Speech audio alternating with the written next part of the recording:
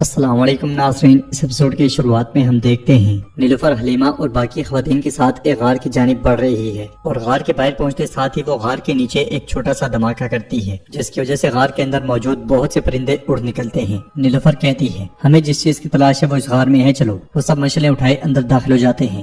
ادھر دمرول اور بلابان نے بازنتے نے سپاہی کو باندھا ہوتا ہے اور بلابان اسے دبوچتے ہوئے پوچھتا ہے برہان صاحب کہاں ہیں؟ تمہیں کیسے پتا چلا کہ ہم آ رہے ہیں؟ یہ کہتے ساتھ ہی بلابان اس پہ ٹوٹ پڑتا ہے۔ دوسری طرف اورحان بورسا کے سامنے کھڑا ہوتا ہے اور گہری نظروں سے بورسا کے چپے چپے کو دیکھتا ہے۔ پوری طرح سے ناکام ہو جانے کے باوجود اس کی نظریں ابھی بھی شکار کی تلاش میں ہوتی ہیں اور اس لمحے کو یاد کرتا ہے جب برہان نے اسے کہا تھا اورحان اگر اجازت ہو تو میں بورسا میں گھسنا چاہتا ہوں۔ اورحان نے کہا تھا برہان صاحب مجھے یہاں پہ آپ کی ضرورت ہے۔ یہ سننے کے بعد برہان نے کہا تھا سپاہی ابھی جوان ہے، ایسے وقتوں میں انہیں ایسے خطرناک حالات میں ڈالنا مجھے ٹھیک نہیں لگ رہا، مجھے یہ فرض ادا کرنے دیں۔ اس خیال کو یاد کرنے کے بعد اورحان برہان کی وجہ سے بہت پریشان ہو جاتا ہے۔ اس لمحے کہا خلیل اس کے پاس آتا ہے تو اس سے پوچھتا ہے ہم نے انہیں ہمیں کیسے گھات میں پھنسانے دیا خلیل؟ تو خلیل کہتا ہے شکست و فتح دو قریبی بھائی ہیں، اگر تم ایک سے صلح نہیں کر سکتے تو دوسرے کے ساتھ نہیں رہ سکتے۔ جب ہم سکاریا کی مہم میں ایک گھات کے دوران مایوس ہو گئے تھے، عثمان صاحب نے ہمیں ان لفظوں سے گڑھے سے بچایا تھا حضور وہ گڑھا آپ کے لیے بہت چھوٹا ہے، آپ نہ اس میں گر سکتے ہیں نہ اس میں سما سکتے ہیں۔ اسی لمحے بلابان اور دمرول وہاں پہ آتے ہیں۔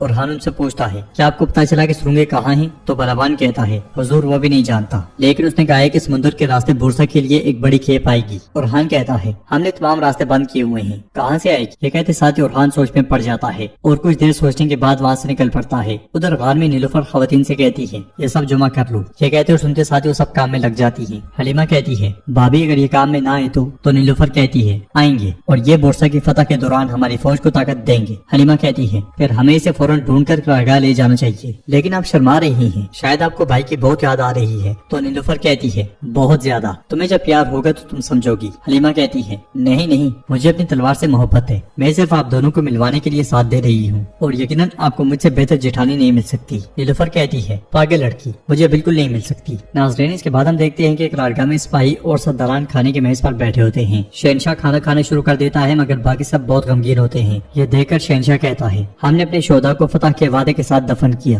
ہمیں اپنا وعدہ پورا کرنا چاہیے، ماتم نہیں۔ علاؤالدین صاحب کیا میں ٹھیک کہہ رہا ہوں؟ تو علاؤالدین اسے کہتا ہے آپ بالکل ٹھیک کہہ رہے ہیں شاہین شاہ صاحب، قسمت سے شکوہ ہمیں زیب نہیں دیتا، انشاءاللہ ہم جلدی بہت سے دوسری فتوحات سے شکست کی تلافی کریں گے۔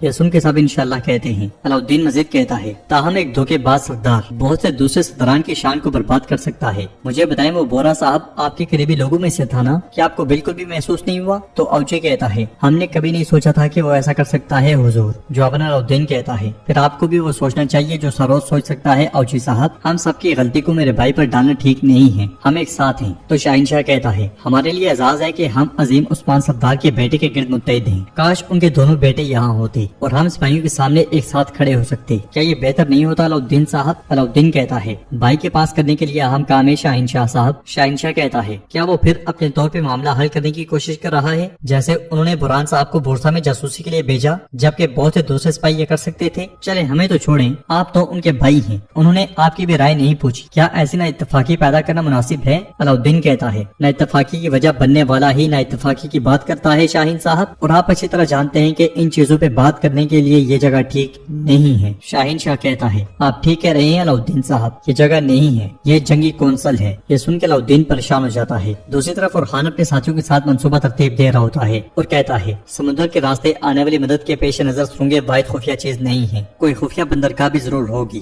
ہمیں اسے تلاش کرنا ہے، تیار ہو جائیں، ہم رات کو روانہ ہوں گے۔ یہ کہتے ساتھی اورحان تلوار سپاہی کی جانب اچھال دیتا ہے اور اس کے ساتھ ہی چلے جاتے ہیں۔ اسی لمحے علاؤالدین اس کے پاس آتا ہے اور کہتا ہے آپ نے شاہین شاہ اور اس کے پیروکاروں کے لیے میدان چھوڑ دیا ہے بھائی؟ جواباً اورحان کہتا ہے میں نے ان لوگوں کو موقع دیا جو میری غیر موجودگی کا فائدہ اٹھا رہے تھے، انہیں اپنا زہر اگلنے دو۔ تو علاؤالدین کہتا ہے آپ کو انہیں موقع نہیں دینا چاہیے تھا۔ اورحان کہتا ہے کیا تم میرے بھائی نہیں ہو؟ میری جگہ تم ان کے لفظوں کو واپس ان کے منہ پہ مارو علاؤالدین۔ علاؤالدین کہتا ہے یہ کہنا آسان ہے، دیکھو بھائی شاہین شاہ شکست کا فائدہ اٹھا کر جنگی کونسل جمع کرنا چاہتا ہے، وہ سرداران کے سامنے آپ کو ذلیل کرنے اور ان کا بھروسہ جیتنے کی کوشش کر رہا ہے، شکست کا استعمال کر کے آپ کو تنہا چھوڑنے کی کوشش کر رہا ہے۔ بھائی انہیں ऐसा मत करने दे। उरहान उससे कहता है मेरे लिए मेरा भाई काफी है। ये कहते साथ ही वो तीर नक्शे में दे मारता है। उधर नीलूफर वापस कबीले जा पहुंचती है और सिपाहियों से कहती है जल्दी करो सब उतारो। वहाँ पहुंचने वाली मलून खातून गुस्से से कहती है कबीले में इतने कामों के होते हुए तुम लोग कहाँ थे। हलीमा कहती है क्या हम अपना काम मुकम्मल किए बगैर जा सकते थे वालिदा। नीलूफर कहती है हमने जाने से पहले ही गाड़ियों को लादने शुरू कर दिया था। और गोंचा कहती है हमने भी इलाज का सामान तैयार कर दिया है। जब खाने तैयार हो जाएंगे तो हम एक साथ कारगर रवाना होंगे। मगर मलून खातून कहती है कोई कह ही नहीं जाएगा। नीलूफर कहती है उरहान साहब हमारे इंतजार में होंगे। मलून खातून कहती है मैंने कहा तुम नहीं जाओगी, तुम यहीं रहोगी। हलीमा बोलते हुए कहती है लेकिन भाभी। मलून खातून नीलूफर से कहती है तुम सब मिलकर सारे अधूरे काम मुकम्मल करोगी। हलीमा और हफ्सा कल गाड़ियां सौगात लेकर जाएंगी। सिपाही उनसे गाड़ियां ले लेंगे। ये कहते साथ ही मलून खातून जाने लगती हैं तो नीलूफर पूछती है मलून खातून क्यों।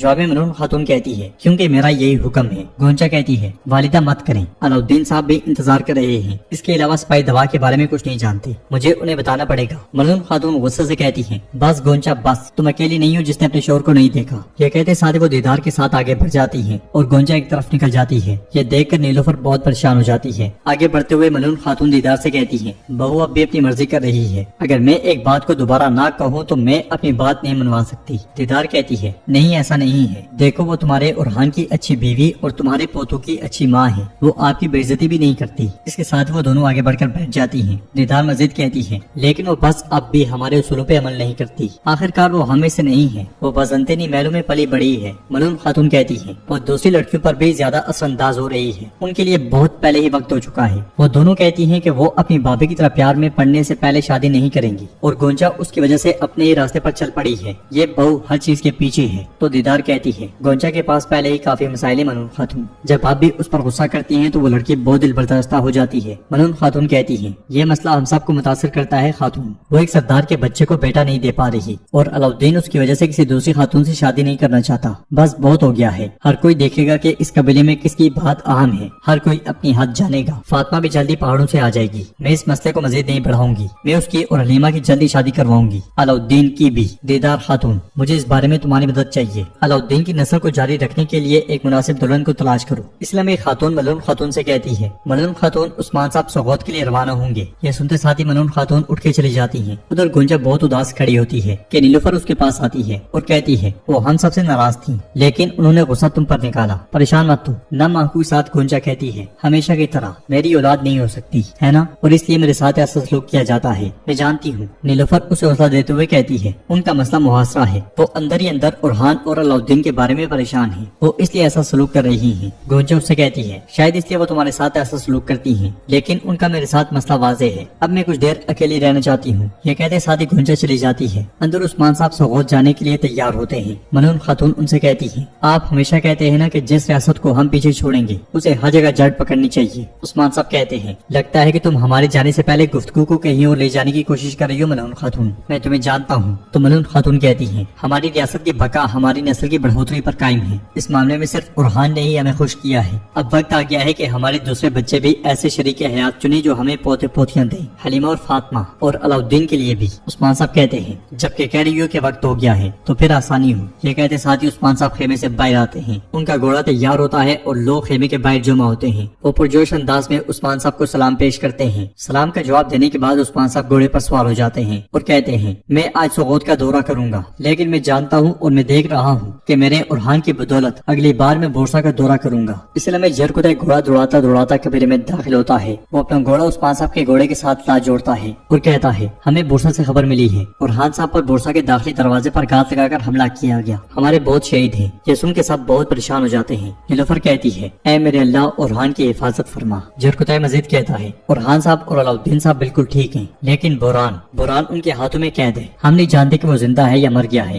ये सुनकर उस्मान साहब बहुत परेशान हो जाते हैं। नाज़रीन इसके बाद हम देखते हैं कि बोरसा के जिंदान में तुर्क कैदियों पर जुल्म के पहाड़ तोड़े जा रहे होते हैं, वैश्यों की तरह उन्हें मारा पीटा जा रहा होता है। एक वैश्य बुरान पे तशद्दुद करते हुए पूछता है बोलो तुम यहाँ कैसे दाखिल हुए, तुम बोरसा में कैसे दाखिल हुए, तुम नहीं बोलोगे हैं। ये कहते साथ वो फिर से उस पे टूट पड़ता है, फिर उससे पूछता है तुमने उरहान के लिए दरवाजा क्यों खोला। इधर कबीले में सुलेमान पूछता है वहाँ क्या मेरे बाबा को छुआ है। नीलूफर दोनों बेटों को गले लगा लेती है। सुलेमान की बात सुनकर मलून खातून हफ्सा से कहती है कासिम और सुलेमान को ले जाओ। ये सुनते साथ ही हफ्सा उन दोनों को लेकर चली जाती है। उस्मान साहब जरकुता से कहते हैं फौरन लड़का जाओ और उनसे कहो जख्मों पे मरहम लगाएं। 2 दिन बाद उस्मान साहब सबको जरगे में बुला रहे हैं। हुक्म के साथ ही जरकुता کتائی چلا جاتا ہے اور عثمان صاحب لوگوں سے مخاطب ہوتے ہوئے کہتے ہیں میرے بہادروں، میری بہنوں، کائی کے بہادر بچوں، میں تم سے پوچھ رہا ہوں کیا کوئی لاچار کتا گیدڑ کائیوں کے شیروں کو شکست دے سکتا ہے؟ کیا کافروں کا بچھایا ہوا جال ہمیں روکے گا؟ جس بورسا کو فتح کرنے کی قسم کھائی ہے وہ میرے سپاہیوں کو کبھی نہیں روک سکتے، کبھی نہیں۔ میں تم سے وعدہ کرتا ہوں کہ ہونے والے جرگے میں نکلنے والا فیصلہ بورسا میں کفر کا خاتمہ ہوگا، لیکن بورسا آخری قلعہ نہیں ہوگا۔ پھر تلوار پہ نیام کرتے ہوئے کہتے ہیں اللہ کی قسم کھاتا ہوں جب تک یہ جان اس جسم میں ہے میرا ہدف صرف بورسا نہیں ہے، ایزنک اور ازمیت ہے۔ ان سرزمینوں میں جہاں کافروں کی حکمرانی ہے ہر جگہ ہوگی۔ یہ سن کے لوگ زندہ باد حضور، زندہ باد حضور کے نعرے بلند کرتے ہیں۔ ملون خاتون کے منع کرنے کے باوجود نیلوفر کہتی ہے اسما خاتون میرا گھوڑا تیار کرو۔ یہ سن کے ملون خاتون کو بہت غصہ آتا ہے اور ناظرین ایپیسوڈ بھی اختتام پذیر ہوتی ہے۔ ویڈیو پسند آئے تو لائک کر دیں، شیئر کر دیں، سبسکرائب نہیں کیا ہوا تو سبسکرائب کرنے کے ساتھ ساتھ گھنٹی والے آئیکن کو دبانا مت بھولیں۔ ملتے ہیں انشاءاللہ نیکسٹ ویڈیو میں، تب تک کے لیے رکھیں اپنا اور اپنوں کا بہت زیادہ خیال۔ اللہ نگہبان۔